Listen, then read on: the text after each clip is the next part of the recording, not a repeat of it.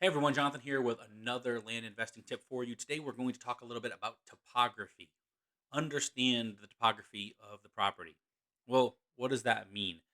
It may seem like something that just comes with the territory, right? You live in the area.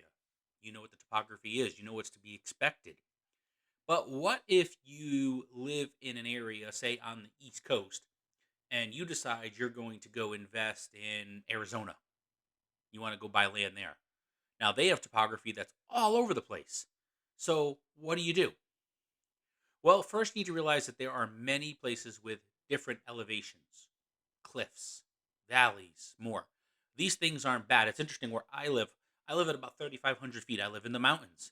And to me, what I consider steep topography varies way different from what somebody in, say, the state of Florida that doesn't hardly have any hills views as steep. So again, it doesn't come down to like that thing being negative. It's just that it comes down to use again. If the property has use and the topography allows it, simply put, it can be a good investment, right? Just because you don't like it doesn't mean it's not a great property for somebody else, and that it couldn't be a great investment for you. So, for example, going back to where I live, I like living on the side of a mountain. I like the fact that I can go off to the edge of my yard over here and it's steep and I get the great views. Now, a lot of people wouldn't like that. They're like, no, no, I want something flat. I want a nice yard and a lot of room. So the point is, don't look at it from your viewpoint. You got to take yourself out of the equation, but focus on what other if somebody else would like it, if they could use it, and if they would buy it, and then it could be a winning investment again for you. And that comes down to, I mean, just a brief little story of one I did once where I had one that was literally same thing. It was a mountainside lot. This guy was up high on it, and we bought the lot right below him.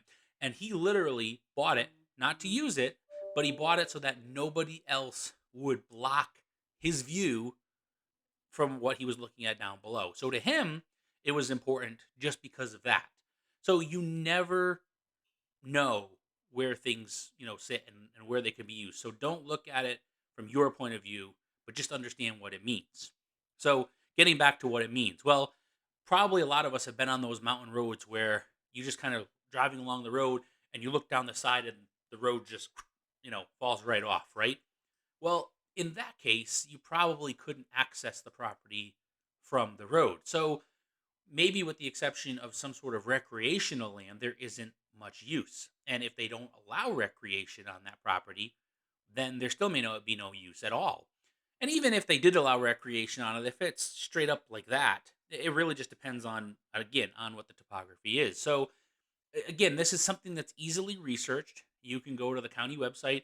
Most of them have topographical maps.